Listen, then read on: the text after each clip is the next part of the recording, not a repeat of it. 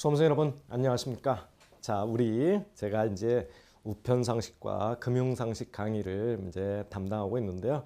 여러분들 우편상식과 금융상식을 어떻게 대비해야지 시험에 좋은 결과가 나올지 이런 것들을 간단하게 일단 전체적인 한마디로 큰 그림을 그리는 겁니다. 숲을 봐야 그 다음에 숲을 먼저 보고 그 다음 나무를 봐야지 여러분들 공부하기가 수월합니다. 그래서 이 시간에는 공부하는 방법이라든지 전체적인 그림이 우편과 금융상식이 어떤 식으로 이루어졌는지 그걸 먼저 큰 그림을 파악하는 시간이다. 이렇게 봐주셨으면 좋겠습니다. 한번 보겠습니다.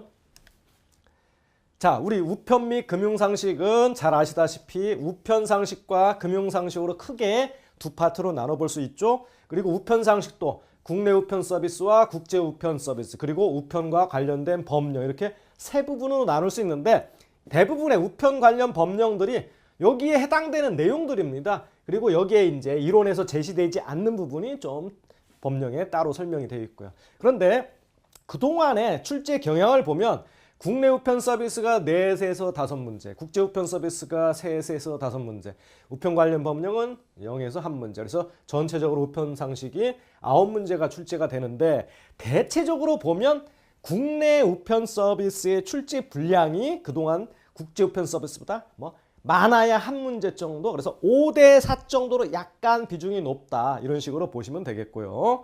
물론 이거는 그동안의 경향이지 언제든지 뒤바뀔 수 있습니다. 뒤바뀌어봤자 이제 한두 문제 차이죠. 그 다음 금융상식도 마찬가지입니다. 예금편하고 보험편으로 크게 나눠지고 그리고 우체국 예금보험에 관한 법률 이런 식으로 구성되어 있는데 여기도 총 9문제가 출제가 되어 왔는데요. 예금이 4에서 6, 보험편이 3에서 5. 그래서 대체적으로 예금편의 출제 경향이 여기도 5대 4 정도로 조금 많은 편이었습니다. 물론 그동안의 경향이지 언제든지 이제 요거 출제 문제는 한두 문제 이렇게 뒤바뀔 수가 있어요. 그래서 전체적으로 18문제가 출제됐습니다. 그래서 20문제 중에 이제 2문제는 영어 문제죠. 그래서 우편상식, 금융상식. 근데 항상 우편상식과 금융상식은 딱 거의 절반으로 이렇게 나눠져서 출제가 되어 왔다는 거 알아두시고요. 그래서 단원별로 전체적으로 이제 제가 큰 그림 그린다고 그랬죠. 그래서 단원별로 핵심적으로 다루고 있는 내용이 무엇인지 이 부분을 먼저 여러분들이 파악하고 나중에 이제 이 부분을 보시면서 우편 사업의 특성 하면 여러분들이 이런 식으로 중얼중얼 거리면서 나올 수 있으면 어느 정도 여러분들 머릿속에 정리가 된 겁니다. 한번 전체적으로 한번 큰 그림 그려보겠습니다. 자, 먼저 우편 상식 중에 국내 우편 서비스. 이 총론에서는 우편 사업은 어떠한 특성을 갖고 있는지 살펴보셔야 되고 그 다음 우편 이용 관계자가 있죠. 세 관계자가 있습니다. 그래서 그 세 관계자의 권리와 의무는 무엇이 있는지 그리고 우편 이용 계약의 성립 시기 예를 들면 우체통에 넣은 때라든지 이런 성립 시기를 꼭 기억해 주셔야 되겠고요. 그 다음에 국내 우편 서비스의 종류와 이용 조건 이 파트에서는요. 보편적 우편 서비스와 선택적 우편 서비스 즉 보편적 우편 서비스와 선택적 우편 서비스를 구별하는 것. 통상 우편물은 2kg, 소포 우편물은 20kg. 그리고 선택적 우편 서비스에 해당되는 서비스들은 어떤 것들이 있는지 이런 걸 꼭 구별해 주시고요.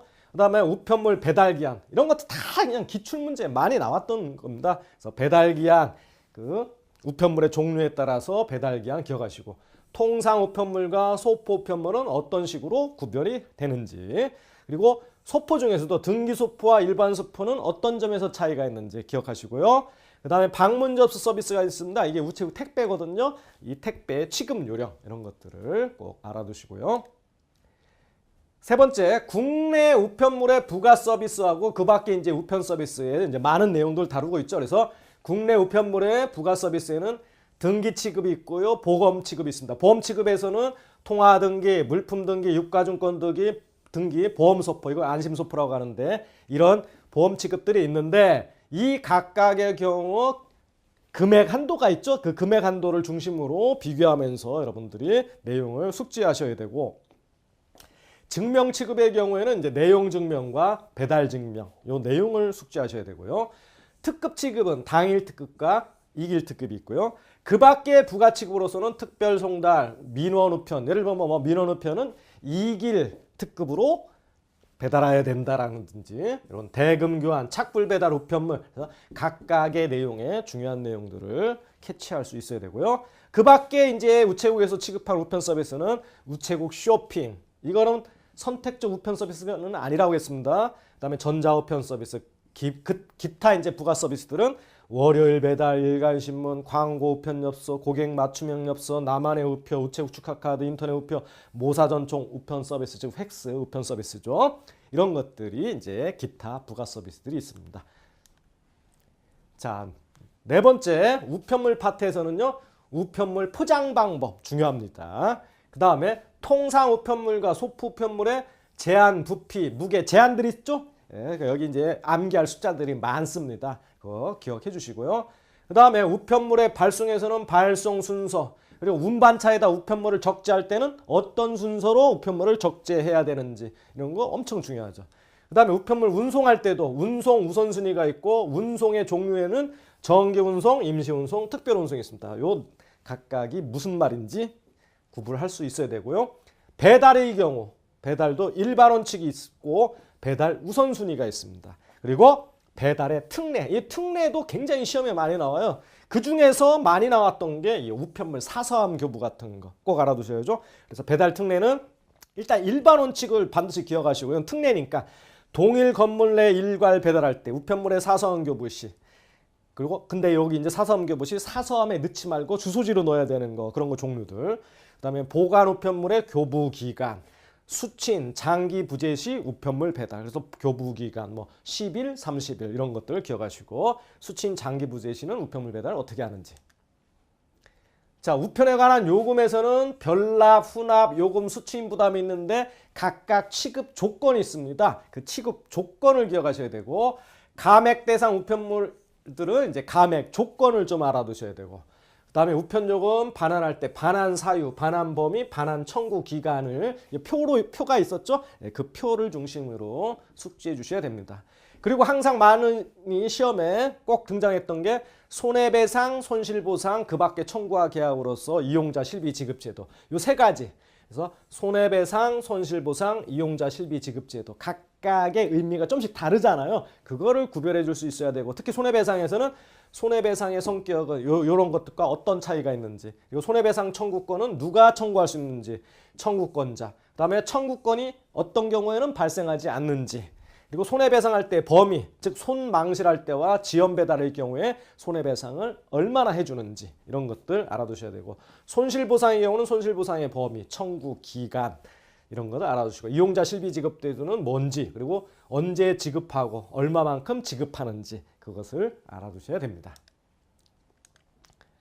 자, 그 다음에 이제 국제우편 서비스로 넘어가면 총론에서는 먼저 우편에 관한 국제기구가 이제 시험에 출제됐었죠. 그래서 우편에 관한 국제기구는 우리 두 가지를 확실하게 기억하시면 되겠습니다. 만국우편연합 UPU라고 하는데, 여기에 총회가 있고 상설기관으로서, 이건 비상설이니까 이건 4년마다 하죠. 상설기관으로서는 관리사의 우편 운영이사의 국제사무국이 있습니다. 그리고 아시아태평양 우편연합 APPU라고 그랬죠. 여기도 4년마다 열리는 총회가 있고 상설기구가 있는데, 여기 집행이사회 아시아태평양 우정대학 사무국이 있어요. 그럼 보면 뭐 거의 사무국 똑같고, 여기에는 아시아태평양 우정대학이 있으니까 그 문제는 중요한 게 집행이사회가 아시아태평양 우편연합은 들어있지만 만국우편연합은 관리사회와 운영이사회가 들어가 있다는 거. 그래서 이쪽 어느 쪽의 상설기구인지 이걸 구별해 줄 수 있는 게 중요하죠. 그리고 국제우편물의 종류는 통상우편물이 있고 국제소포우편물이 있고, 우리나라가 고유 브랜드 K-패킷 있고, 국제특급 우편물 EMS라고 하죠. 여기는 이제 서류와 상품 같은 비서류, 그 다음에 해상 특송 우편물, 이런 식으로 국제우편물을 분류할 수가 있고요. 먼저 국제우편물 중에서 국제통상우편물 종류별로 세부 내용이 중요합니다. 그래서 서장은 2kg, 유편엽서, 항공서간, 인쇄물 5kg, 소형 포장물 2kg까지, 시각장애인 점자우편물은 7kg까지, 우편자로 배달 인쇄물, 이거 엠백이라고 하는데 이건 최소 10kg에서 최대 30kg까지, 특히 무게를 중심으로 해가지고 종별로 각각이 무엇을 의미하는지, 이런 것들 알아두셔야 되고요. 그 다음에 국제 소포 우편물에서는 보통 소포는 주소 기표지에 100g 단위로 절상 표기하는 거고 그 밖의 소포 중에 보험 소포인 경우는 10g 단위로 절상 표기해라. 그리고 우편 사무소포가 있고요. K패킷은 2kg 이하를 대상으로 한다는 거. 그리고 요 내용이 뭔지 알아두시고 가장 핵심적인 내용은 국제우편 서비스에서는 바로 국제 특급 우편이라고 했죠. EMS입니다. 익스프레스 메일 서비스입니다. 그래서 시험에 많이 나온 거 EMS로 보낼 수 있는 물품하고 보낼 수 없는 물품 이걸 구별할 수 있어야 되겠습니다. 그리고 기표지의 작성 요령 꼼꼼하게 살펴보시고요. 보험 취급할 때 취급 한도의 가, 보험가의 기재, 객관적 가치 기재하죠. 그런 것들 내용 알아두시고 그 다음에 국제 우편 요금도 뭐 국내 우편 요금과 큰 차이는 없습니다. 요금 별납과 후납 거의 국내랑 우편과 유사하죠. 그러다 그 다음에 국제우편요금 수취인부담 제도가 있습니다. IBRS라고 해서 요것과 결부된 해외 전자상거래용 반품 서비스가 국제우편요금 수취인부담과 연결된 서비스입니다. 그래서 IBRS, EMS. 그 다음에 국제 반신우표권 이런 거 중요합니다. 특히 어디서 팔고 어떤 걸 교환해주고 어떤 건 교환 안 해주는지 그런 내용들. 그 다음에 국제 특급 우편 주요 부가 서비스 및 제도 이런 거 하여간 EMS와 관련된 건 다 중요하다. 그래서 EMS 배달 보장 서비스가 있고 EMS 프리미엄 서비스가 있습니다. 이것은 이제 국제 특송 운송사랑 이제 제휴해서 맺는 서비스죠. 그다음에 국제 초특급 서비스 해가지고 EMS TCS라고 하는데 이제 현재 제한된 국가에서 서비스가 되고 있죠. 그다음에 인터넷 저수 e-shipping 시스템 서비스, 수출 우편물 발송 확인 서비스, 한중 해상 특송 서비스, 유럽행 국제 특송 서비스 이런 것들 주요 부가 서비스입니다. 그 다음에 국제 특급 우편 EMS의 요금 감액 제도가 있죠. 그래서 계약 국제 특급 우편의 요금 감액과 수시 국제 특급 우편 요금 감액 내용 알아두시고 특별 감액인 경우에 장기 이용하는 경우, 접수 비용 절감 차원에서 하는 경우, 전자상거래 활성화 차원에서 이용 활성화 차원에서 각각 특별 감액을 하는데 어떤 경우에 해당되고 얼마만큼의 감액이 이루어지는지 그것 좀 기억해 주시고요. 여기도 마찬가지로 각종 청구 제도가 있습니다. 그래서 행방조사 청구 제도라는 게 있는데 이건 행방조사 청구를 할 수 있는 대상 우편물은 어떤 것들이 있고 행방조사의 종류에는 뭐가 있고 청구권자, 행방조사를 청구할 수 있는 자, 그리고 청구할 수 있는 국가, 제3국에서도 가능하다 이런 거. 그 다음에 국제우편 손해배상 제도도 청구권자는 누구고 손해배상 금액은 부담은 어디서 하는지, 그리고 면책은 어떨 때 면책받는지, 손해배상할 때 요건은 뭐고 국제우편물 유형별 손해배상액 요거 산정할 때 이 표가 굉장히 많았죠. 특히 EMS와 관련된 건 계산하는 그 기출문제가 아주 복잡한 어려운 문제가 축제된 적이 있습니다.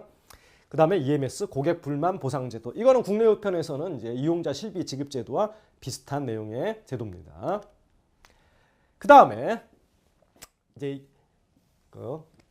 금융상식 쪽으로 넘어가면 예금과 보험 크게 둘로 나눠볼 수 있다고 그랬죠. 그래서 예금편에서는 금융 결제가 아니고 이제 경제, 금융 경제 일반적인 내용에서는 내용이 많지만 직접 금융과 간접 금융의 차이점 구별할 수 있어야 되고 단기 금융시장에 해당되는 거래와 자본시장에 해당되는 거래 구분할 수 있어야 됩니다. 그 다음에 여기 금리의 종류는 여기서 가장 중요하다고 볼 수 있는데 고정금리와 변동금리는 서로 대비되는 개념 차이점. 명목금리에 대비되는 건 실질금리, 물가 상승이 포함되느냐 안 포함되느냐 여부. 표명금리와 대비되는 개념이 실효금리. 그리고 금융기관 쪽에서는 특히 이제 일반은행과 특수은행, 일반은행은 어떤 것들이 있고 특수은행의 종류에는 뭐가 있는지 이런 걸 알아두시고요. 예금 업무에 관한 일반적인 사항은요. 예금 계약의 법적 성질, 소비 임치 계약이다, 부합 계약이다, 이런 것들이 있었죠. 그다음에 예금 계약은 언제 성립되는지 대부분 확인한 때 어쩌고 그렇게 들어가 있었죠. 그다음에 약관의 해석 원칙입니다. 객관적, 통일적 해석, 작성자 불이익의 원칙 이런 것들이 있었죠.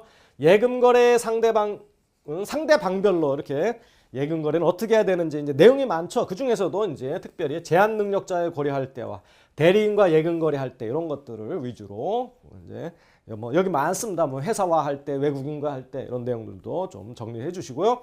예금은 언제 소멸하는지 간단하게 4가지. 변제, 변제공탁, 상계, 소멸시 완성. 이럴 때 이제 예금 채무는 소멸하죠.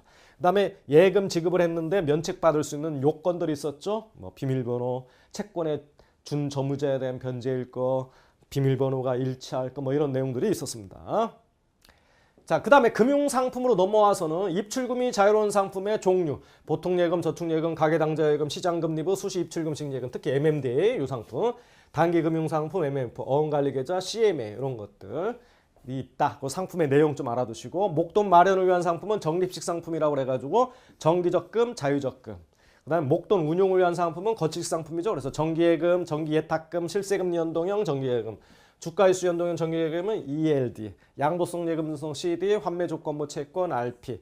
근데 여기 CD나 RP는 예금자 보호법에 보호를 받지 못한다고 그랬습니다. 그 다음에 전자금융으로 넘어가면 전자금융은 어떠한 특징을 갖고 있고, 여기에서 신용카드, 직불카드, 체크카드, 선불카드의 그 내용을 좀 비교할 수 있는 거.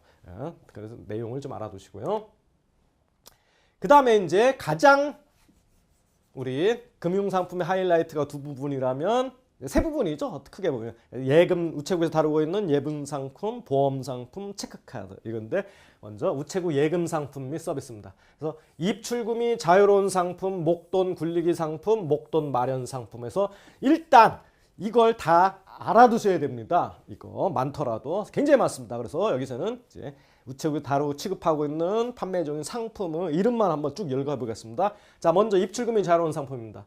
보통예금, 저축예금, 포스트뱅크 예금, 듬뿍 우대 저축, 이건 이제 MMDA 상품입니다. 머니마켓 디파짓 어카운트. 그 다음에 기업이 가입 가능한 기업 든든 MA 통장, MMDA 통장, 다드림 통장, 우체국 행복지킴이 통장, 우체국 영리한 통장, 우체국 국민연금 안심 통장, 우체국 하도급 지킴이 통장, 우체국 선거비 관리 통장, 우체국 공무원연금 평생 안심 통장, 우체국 호국 보훈 지킴이 통장, 우체국 생활 든든 통장, 이런 것들이 입출금이 자유로운 상품으로 우체국에서 판매 중이고요. 그 다음 목돈 굴리기 상품입니다. 이거는 이제 거치식이라고 하죠. 그래서 정기예금, 포스트뱅크 정기예금, 챔피언 정기예금, 주니어 우대 정기예금, 이웃사랑 정기예금, 실버 우대 정기예금, 2040 플러스 알파 정기예금, 스마트 정기예금, 퇴직연금 정기예금, 우체국 ISA 정기예금, 우체국 소상공인 정기예금, 환매 조건부 채권, 이런 것들이 목돈 굴리기 상품인데, 그 다음에 목돈 마련 상품은 이제 거치식 상품이죠. 정기적금, 2040 플러스 알파 자유적금, 우체국 스마트 퍼즐 적금, 우체국 새출발 자유적금, 우체국 다드림 적금, 우체국 e포인트 적금, 우체국 아이러브 적금입니다. 그래서 이 각각을 일단 입출금이 자유로운 상품, 목돈 굴리기 상품, 목돈 마련 상품을 상품 구별해 주시고, 각각의 상품의 내용, 특성, 가입, 자격 뭐 이런 것들을 꼼꼼하게 여러분들이 암기를 해 주셔야 되겠습니다. 그 밖에 이제 우체국에서는 경조금 배달 서비스도 하고요. 우체국에서는 체크카드를 발급하는데 또 여기가 이제 내용이 많습니다. 우체국에서 발급하는 체크카드 상품 한번 보시면, 우체국 영리한 체크카드, 우체국 행복한 체크카드, 우체국 다드림 체크카드, 우체국 나눔 체크카드, 우체국 아이 행복 체크카드, 우체국 국민 행복 체크카드, 우체국 우리 동네 플러스 체크카드, 우체국 하이브리드 여행 체크카드, 우체국 후불 하이패스 카드, 우체국 어디서나 체크카드, 여기까지는 이제 개인용 체크카드고요. 그 중에 국민행복 체크카드는 바우처 상품이고, 아이행복 체크카드도 요 바우처 상품입니다. 그리고 우체국 성공 파트너 체크카드, 우체국 파트너 클린 체크카드, 우체국 이나라돔 체크카드, 이런 것들은 법인용 체크카드라는 거. 그래서 여기도 마찬가지로 체크카드 각각에 대해서 상품의 내용, 어떤 서비스들이 이루어지는지 그런 것들을 좀 알아두시고요. 그 다음에 뭐 참고로만 여기다 이제 적어놨는데, 해외 결제, 이 체크카드 중에 해외 결제 서비스가 가능한 상품이 두 종류가 있어요. 보시면 우체국 어디서나니까 해외도 가능하는 거예요. 어디서나 체크카드하고 우체국 하이브리드 여행 체크카드입니다. 우체국 하이브리드 여행 체크카드. 그래서 이 해외 결제 서비스가 가능한 체크카드 두 개 뭐가 있다고요? 우체국 어디서나 체크카드, 우체국 하이브리드 여행 체크카드가 있습니다. 그 다음에 우체국에서는 이제 창구망 공동 이용을 할 수 있는 그런 은행들과 제휴한 서비스가 있고요. 소기업 소상공인 공제, 노란우산 공제 판매를 대행합니다. 그래서 요 세부적인 내용 기출문제에 나왔었죠. 그 다음에 증권 선물 계좌 개설을 대행해 주고요. 신한은행을 통한 스위프트 해외 송금을 할 수 있고요. 그 다음에 유로지로 해외 송금, 머니그램 해외 송금 이런 것들은 2018년도에 새롭게 등장된 내용이기 때문에 이런 건 반드시 숙지하고 계셔야 되겠습니다. 그 다음에 이제 그 밖에 이제 법규가 다뤄주고 있죠. 그 중에서는 이제 금융실명거래 및 비밀 보장에 관한 법률에서 금융기관 종사자의 의무와 그래서 그 고객의 거래 정보를 제공할 때 정보 제공의 범위 이런 것들 알아두시고 뭐 요건 굉장히 기출문제 나왔었죠. 이거는 중요한 내용입니다. 자금 세탁 방지 제도에 대해서는 의신거래 보고제도 STR, 고액 현금거래 보고제도 CTR, 고객 확인제도 CDD 여기에 또 이제 가중된 고객 확인제도 EDD 이런 것들이 있습니다. 그래서 각각의 내용 꼭 기억하시고 특히 의심거래 보고제도는 일정한 기준이 없고 주관적으로 판단한다는 거, 합당한 의심이 있으면 보고한다는 거, 어디다 금융정보 분석원에다 보고한다는 거. 그 다음에 이런 것들 추가된 내용이죠. 그러니까 이런 거 잘 알아두셔야 돼요. 금융정보 자동 교환을 위한 국제협정, 그래서 한미 간 국제 납세 의무 준수 촉진을 위한 협정, 뭐 FA, TCA, 다자 간 금융정보 자동 교환 협정 MCAA, 보고 대상 금융계좌의 종류에는 예금계좌, 수탁계좌, 자본지분, 채부지분, 현금가치 보험계약, 연금계약 이런 것들이 여기에 협정에 따라 보고 대상 금융계좌의 종류에 해당되는 거, 그리고 해당되지 않는 거 이런 걸 좀 알아두시고요. 그 다음에 이제 마지막으로 이제 보험편입니다. 그래서 보험편도 보험의 일반적인 사항, 보험의 개념 뭐냐, 생명보험은 어떻게 구성되어 있느냐. 그래서 구성에 관해서는 생명보험의 계약관계자 누가 있죠? 보험자, 보험계약자, 피보험자, 보험수익자가 있습니다. 각각이 뭔지 알아두시고 보험계약과 관련된 요소들이 있죠? 보험 목적물, 보험대상, 보험사고, 보험금, 보험기간, 보험료, 납입기간, 뭐 전기납, 단기납 이런 것들 구별할 수 있어야 되고 보험료, 보험금 구별할 수 있어야 되고요. 생명보험의 기본 원리 뭐 시험에 많이 등장을 했죠. 그래서 상부상조의 정신, 대수의 법칙, 생명표, 수지상 등의 원칙 이런 것들이 생명보험의 이제 기본 원리입니다. 그 중에 보험료 계산의 기초에서는 기본적으로 수지상 등의 원칙을 기반으로 하는 거예요. 그래서 보험료 산출의 3대 예정률을 갖고 보험료를 계산하는데 예정 사망률, 예정이율, 예정 사업비율. 그래서 이게 높아지면 생존보험의 보험료는 어떻게 되고 사망보험의 보험료는 어떻게 되고 이게 올라가거나 떨어지면 보험료가 어떻게 되고 요것의 변동에 따라서 보험료는 어떻게 되는지 그 관계 알아두시고 이거 뭐 굉장히 중요했죠. 그 다음에 보험료의 구성도 중요합니다. 그래서 보험료는 순보험료와 부가보험료로 구별되는데 순보험료는 우연보험료와 저축보험료로 구성이 되고 부가보험료는 신계약비, 유지비, 수금비 이런 식으로 구성이 되어 있습니다. 그 다음에 보험과 관련된 세금에서는 세액 공제할 수 있는 건 보장성 보험, 장애인 전용 보험, 연금 저축보험 이런 것들이 이제 세액 공제 상품이고요. 저축성 보험은 차익은 과세합니다. 개인연금과 연금저축을 이제 비교하는 그런 내용. 이건 과거, 현재입니다. 그 다음에 보험계약법, 임보험법에서는 보험계약의 법적 성질은 뭔지 낙성계약이다, 불효식계약이다, 쌍무계약이다, 부합계약성을 갖고 있다, 상행위성, 사행계약성, 계속계약성, 최대 선의성과 윤리성을 갖고 있다.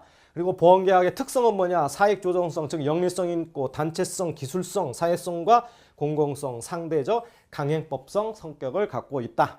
그리고 보험계약은 언제 성립하고 처리할 때는 어떻고 체결과 무효는 언제인가. 그 다음에 보험계약자가 보험자에게 할 의무가 바로 고지 의무입니다. 이거는 계약 부활할 때도 한다고 그랬죠. 그 다음에 보험계약은 언제 어떤 식으로 부활하는지. 그리고 나서 이제 중요한 게 결국 우체국에서 판매 중인 보험 상품입니다. 그래서 우체국 보험 상품의 종류 크게 보장성 보험, 연금 보험, 저축성 보험, 특히 이제 보장성 보험과 저축성 보험을 구별할 수 있는 거 꼭 중요하고요. 뭐 연금 보험은 간단합니다. 다 연금자가 들어가기 때문에. 자, 먼저 보장성 보험은 종류가 굉장히 많습니다. 17가지인가요? 이렇게 나와 있는데 무배당 꿈나무보험, 무배당 만원의 행복보험, 장애인 전용 무배당 어깨동무보험, 무배당 에버리치 상해보험, 무배당 우체국 건강 클리닉보험, 무배당 우체국 실손 의료비보험, 우체국 안전벨트 보험, 무배당 우체국 큰병 큰보장보험, 무배당 우체국 하나로 오케이 보험, 무배당 우체국 치아보험, 우체국 요양보험, 그리고 무배당 우체국 생애맞춤보험, 우리가족 안보험, 무배당 우체국 간편가입 건강보험, 무배당 우체국 여성안보험, 무배당 우체국 든든한 종신보험, 우체국 실속정기보험. 그래서 제가 요 밑에 요 노란색으로 표시한 것은 과거에는 학습 자리에 없다가 2018년부터 등장한 내용이기 때문에 이렇게 새롭게 등장한 상품의 경우에는 출제 경향이 높기 때문에 이런 것들은 더더군다나 집중을 요해서 완벽하게 숙지해 주는 게 좋습니다. 그 다음에 연금보험은 무배당 우체국 연금보험, 무배당 플러스 연금보험, 우체국 연금저축보험, 어깨동무 연금보험.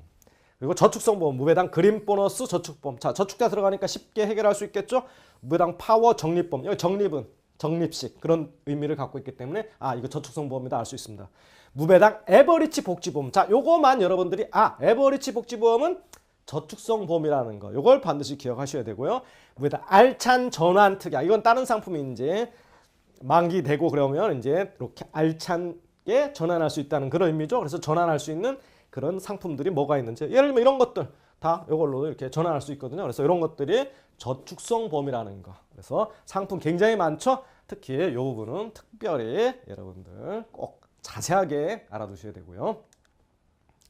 자, 이렇게 해가지고 전반적인 내용 우리가 숲을 한번 봤습니다. 그래서 그 전체적인 그런 내용을 구성되어 있고 결국 공부할 건 이제 그런 내용은 반드시 공부를 하시고 그 안에 들어가셔서 여러분들이 공부할 내용을 찾아서 자세하게 그리고 다 공부한 다음에도 또 저 목차 지금 공부한 큰 목차들이 떠올리면서 무슨 내용이 있구나 이렇게 이제 다시 되짚을 수 있으면 이제 여러분 공부가 성공한 거죠.